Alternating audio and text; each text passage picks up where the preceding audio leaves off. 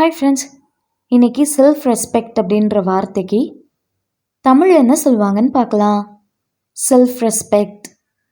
Self respect இந்த வார்த்தைக்கு தமிழ் என்ன சொல்லுவாங்கன்னா சுயமரியாதை, தன்னடக்கம், சுய உயர்வு.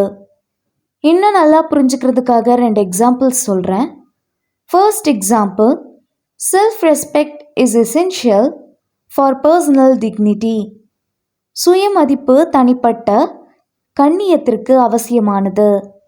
Second example, she walked away from the situation to maintain her self respect.